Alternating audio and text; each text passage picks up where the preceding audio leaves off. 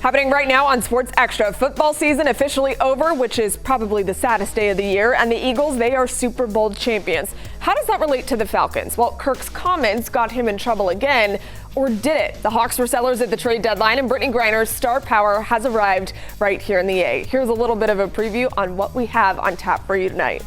It just keeps coming back to, you cannot be great without the greatness of others. This is the best team sport there is. Then against the Saints, got hit pretty good in my right shoulder and elbow. And from there, kind of dealing with that, was something I was working through. These decisions are never easy. A lot of times it comes down to discerning not necessarily between good and bad, but good and better. Honesty, transparency, and just people just being genuine. I feel like it's hard to find that, unfortunately, in today's world. And when you do, you got to hold on to that. Oh, you do have to hold on to it. And you have to hold on to your TV right here because we're going to have so much fun tonight. We are live for this edition of Sports Extra. Look at my friends. They've made it to the studio. We're live. It starts now.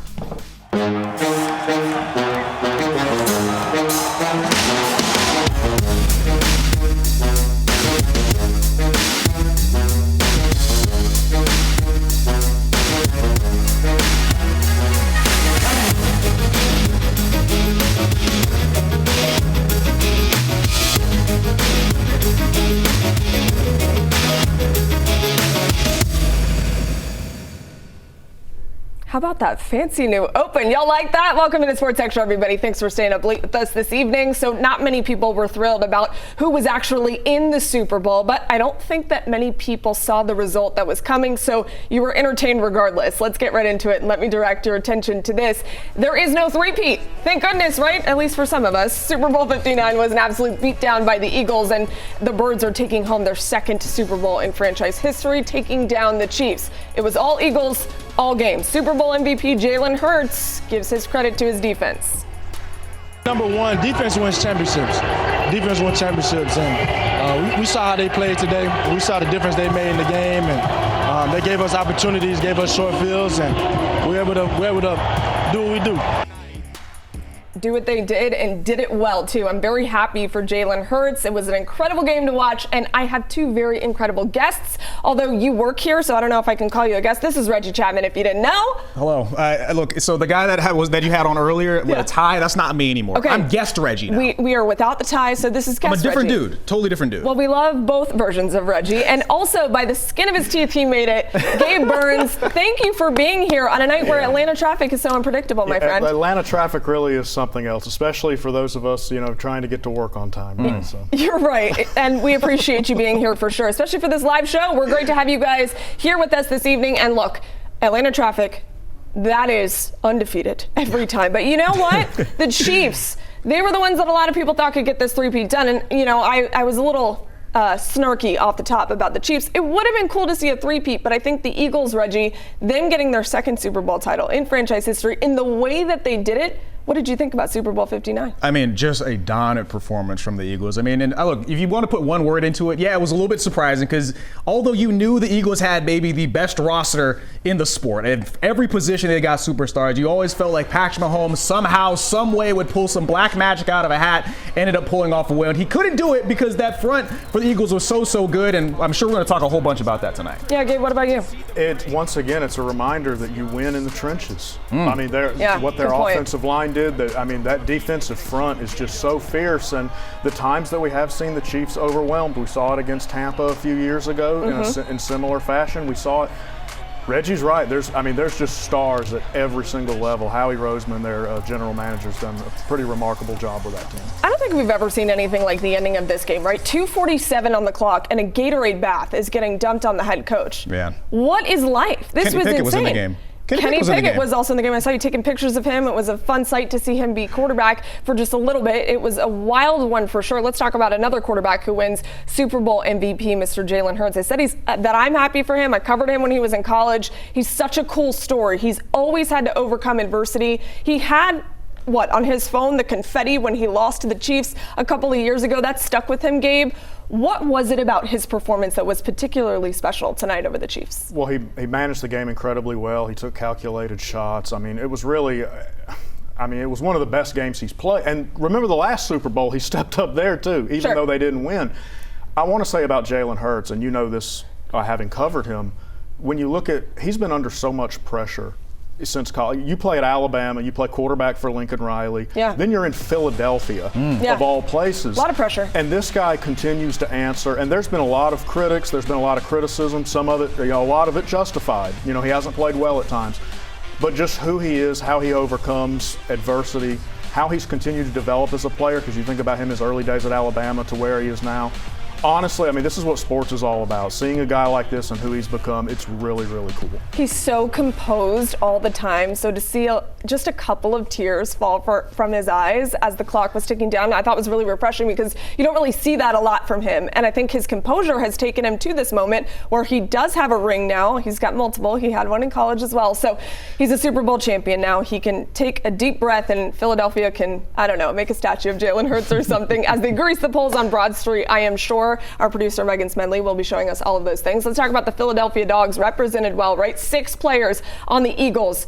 And guess what? They're all Super Bowl champions, Reggie, and there's a couple of them that have won 3 rings in 4 years because of their run with the Georgia Bulldogs. Who in that group impresses you? Well, look, I think it's really the 2 guys that they didn't actually have a sack or a tackle in this game, and I think Jalen Carter and Nolan Smith were incredible. It feels like we kept hearing their names called all night long as they continue to get closer and closer to Patrick Mahomes. Yeah. They never ended up getting home, but boy, you felt their presence in this game. 2 incredible players, but this whole team, a lot of that front for his full of dogs. Jordan Davis had a sack in this game. It's an incredible front, and a lot of them are Georgia Bulldogs, so we like to see it. Basically, what you're telling the Falcons front office is it's okay to draft players from Georgia. Is that what you were saying? Hey, you kind of read between the lines there. I appreciate you. You're welcome. That should happen if anybody's listening. You can draft players from Georgia. They're pretty good. How about it? They're very good. Okay, let's talk about a guy that was not drafted from the University of Georgia. Saquon Barkley, he gets a Super Bowl ring. How about that? And he didn't have a touchdown in this game, which I think a lot of people bet on and were probably disappointed, right, Gabe? But Saquon broke the single-season rushing record in the NFL this evening. The year that Saquon had, otherworldly. We're lucky that Bijan Robinson is in the same breath as this man. What did you think about his season?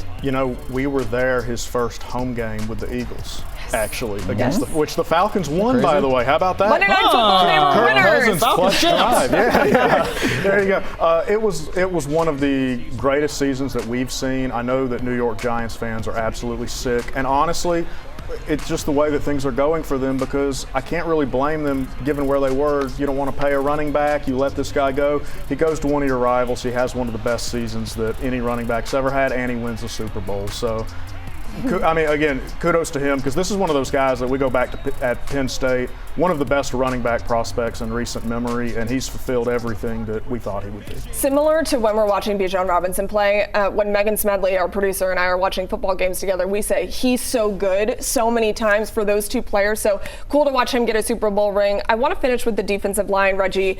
You are an expert at the defensive line. We've heard you say a lot of things about it tonight, and we're talking about the Falcons and how there is pressure for them to get better defensively. They have an opportunity to draft a good pass rusher in this draft. Does what we saw tonight by the Eagles defensive line and the way they took over the game put pressure on teams like the Falcons, who are always near the bottom in the NFL? Well, I think it's interesting because, the answer is yes, of course. And we talked about it earlier. Maybe go after a Georgia Bulldog. But I think in general, what was impressive about what the Eagles were doing, and I'm sure you were going to talk about it earlier, this is a group that doesn't blitz a whole lot. They just have a really, really dominant front 4 guys that go out there and just get after the passer really, really well. So it's all about just having great players. You can scheme up stuff as much as you possibly can, but at the end of the day, you got to have the bodies and the skill and the ability. You got a couple of Georgia guys that are coming out that you might have to trade up to go get, considering how good they really are. Didn't have to blitz at all, which was mind-blowing. And Patrick Mahomes played some of the worst football we have seen him play, Gabe. But back to the original question about this defensive line, they were completely dominant all game. Does that turn up the heat for the Falcons? Absolutely. Again, it's just like what we were talking about with what the Bucks did to Mahomes a few years ago. You see it here. By the way, Josh Sweat is a free agent. He's gonna get a lot of money from somebody, and wouldn't it make some sense if it was a team that was somewhere near us? That'd be great, wouldn't it? It would help. Milton Williams too is also a free agent, so there's going to be a lot of contracts coming for some of these Eagles guys, well deserved. But the Falcons are going to need to scoop up. Some of them they're going to need Certainly Jalen Walker is a guy that we had the pleasure of watching up the road here who would make a lot of sense here. So we'll see, but there's no doubt when you look at the Falcons, when you look at these defensive issues, there's one thing that they have continuously had, and it's the lack of pass rush. And it's been pathetic. It's been absolutely pathetic. It's been embarrassing, and it has been for a long time. So they're going to have to take care of that this offseason. I know that Raw gets a little bit annoyed when we continuously ask these questions each and every week. Where's the pass rush? But if you find it, we'll stop asking the questions. We promise. I promise. All right, coming up, the Hawks are certainly busy on Thursday afternoon. We're talking NBA trade deadline, what those moves that they made or didn't make, and how they affect the future of this franchise. That's next.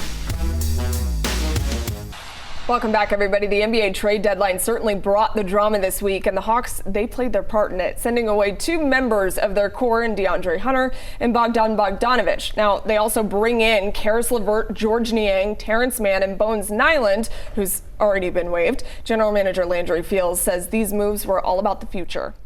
Terrence and in Karis and in George, all having productive seasons themselves, and the types of players, when I talk about Hawks DNA, they fit that.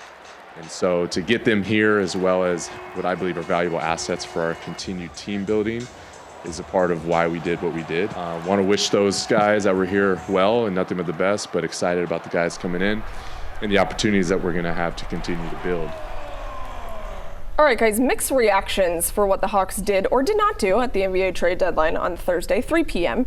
Our resident NBA expert, Reggie Chatman, is here with us, and he loves to talk basketball, so I'm going to let him shine a little bit. The NBA trade deadline on Thursday, Reggie, how did you feel about it? Did you feel like there were more moves to be made, or are you kind of happy with what happened? Well, so really the thing that stood out to me the most is the reaction to the DeAndre Hunter trade. I mean, if you think about not even 6 months ago, like 3 months ago, obviously DeAndre's was having a pretty, like his best year of his career, but 3 months ago, people would have been very happy to get DeAndre Hunter out of here because they've been trying to maybe get him off this team for a while for different assets and just try and get some new life into this building. So look, I think they ended up trading him away when his value was at least the highest. Maybe you think you could have gotten a little bit more, but you got 3 players back between that trade and the one with Bogdan Bogdanovic to get some good players in here that I think can really contribute. And after that first game, it showed they really can. And good for Dre. I mean, he lands on a team who is a contender at the moment, and they get an immediate need filled with Dre, and he was marketable, the most marketable that he has been in his career. To your point, I think that's an excellent point.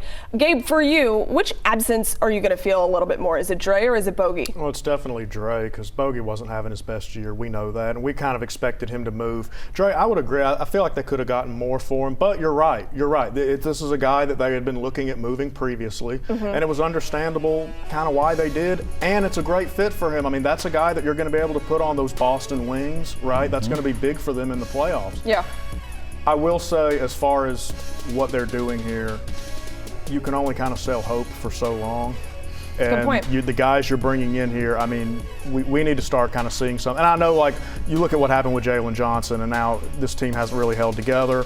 I understand that, but Trae Young is going to be looking around. The fans are looking around, and they're just kind of going, you know, what exactly is going to be happening here? You keep saying you're building, you keep saying you're an eye toward the future. Well, when does the future become the present? Yeah, I think that's a really good point. I think it'll come to a point where fans are so frustrated that there's going to be a demand in a change somewhere, if it comes from Trae, if it comes from the front office. And look, this team made the Eastern Conference Finals and set expectations that were unrealistic to where they were at that point. They still haven't made significant moves to get better, and so I think the patience meter is probably running out, to your point. Reggie, let's talk about the guys that are coming in. You get rid of Dre, you get rid of Bogey, but there's a handful of guys that are here now. Which of them are you eyeing and saying, this could be a little intriguing? I was really impressed with George Niang. In his first game in a Hawks uniform, there was a stretch in the third quarter where he hit 4 threes back to back to back to back. He started his first game. I mean, they didn't even have practice together. He started the game for the Hawks the other day versus the Wizards, played well, had 16 points. The other 2 guys had I think 13 points as well, combined as well, coming off the bench. But George Niang's a player that can come in here, can shoot the ball really well, is overall a great shooter, kind of stretches the floor a little bit big as well. Yeah, I think you're right. That's why I said shooter. I think you're onto something too, because I know Hawks fans are very frustrated, but George Niang That's player. a nice return. Good player. It is a good player, but it's not a franchise-changing player, which I think we talk about the patience meter running out, and that's what people want to see. And interestingly enough, Gabe, earlier this week, I talked to Brad Rowland from Locked On Hawks, and he made mention that he thinks that the Hawks could still be a playoff team. Do you agree or disagree? They absolutely could still be, but what is it worth? Yeah. You know, I mean, that's what I would say. Good point. I guess people could counter and say, were they going to be anything but first-round fodder anyway? I feel like either way, that's kind of what was going to happen with this team as soon as Jalen, got hurt. This is just what we're looking at. We'll see. I mean, you're right. Some of these pieces, we'll see. I've always been, Man is a nice player.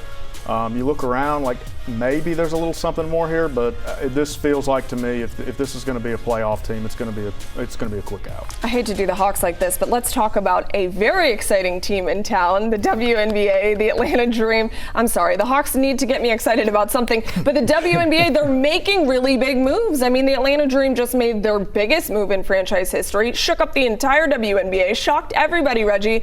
Brittany Griner. BG is here. I can't even go over her accolades because they're so long. They're longer than all the papers on the desk right now.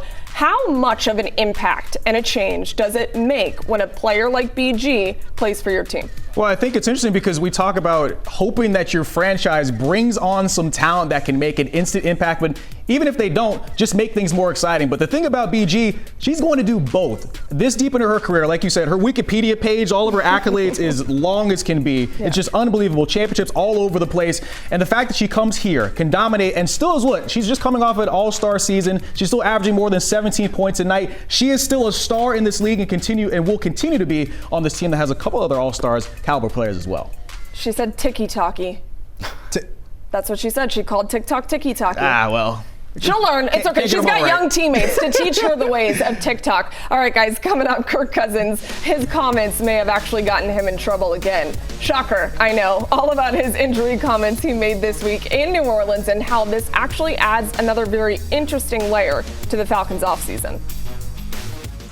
So as we all know, the Falcons were not in the Super Bowl this time, but that didn't mean that the Dirty Birds stayed out of the headlines this week. That's what happens during Super Bowl week. Kirk Cousins appeared on Good Morning Football earlier this week on NFL Network, discussing his injury history. Now, he said his Achilles was fine, which we've questioned a lot, but he also revealed he'd been battling something else throughout the season.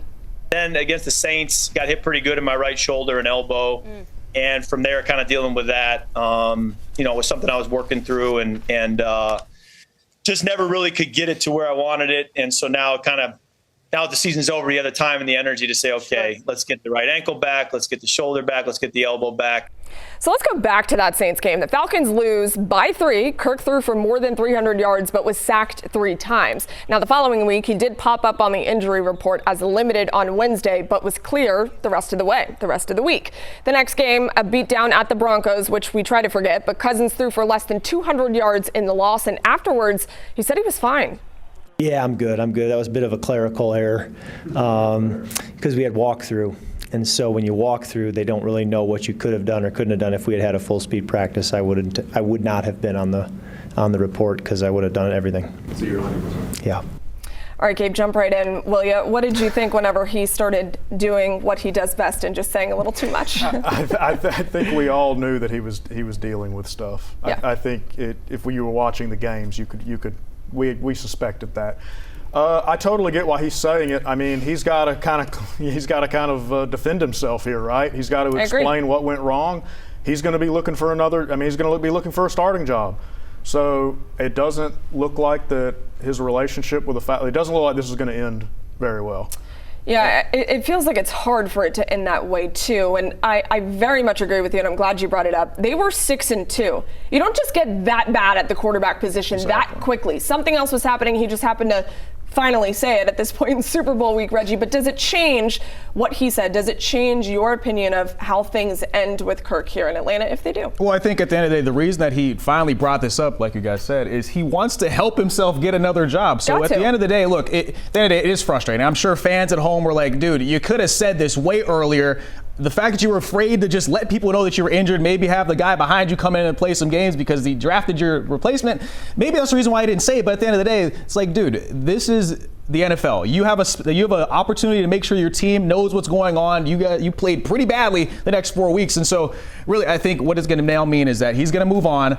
the Falcons now have a better opportunity to get rid of him, considering people now will think that he's still has the ability to play football, and it was just an injury was the issue. One of the smartest people I think I've ever come across is Kirk's agent. He has done such a phenomenal job with Kirk and his career. The way that his contract is structured, it's going to make it very difficult for the Falcons to just make a decision. They both have to agree. So I think in Kirk saying some of these things, it helps that breakup go a little bit more seamlessly. Gabe, how do you think it ends for Kirk here in Atlanta, real quick? I think he winds up being released, and we'll see what. And that's just ultimately. And look, they tampered with him. They lost draft picks for it. It just it didn't work. And a lot of teams in the NFL need a quarterback and will make it work. And Kirk's like, look, I'm healthy. I promise. I wasn't at some point in the year. So he's proven that he can play quarterback when he doesn't have everything else going on. All right, guys, we're going to wrap the show with our video of the week next. Had to leave you with a parting image that I think Patrick Mahomes is also going to be left with. Jalen Carter in his face, you guys. Not good. Jalen Carter is very good at football. That might send me to the moon. I don't know if I'd ever get up if I got hit in the hand by Jalen. Oh my gosh. That's a picture we're going to be seeing for a while, I think. And it doesn't beat him lifting up Reggie's boy, Jaden Daniels. That's the iconic picture. But that one's going to be in there too. That's way up there. What a great memory. Wow. Okay, guys, way too early Super Bowl 60 predictions. Who's going to win it? Lamar Jackson comes over the hump, finally gets it done. I know you're kind of a Bills girl, so Okay.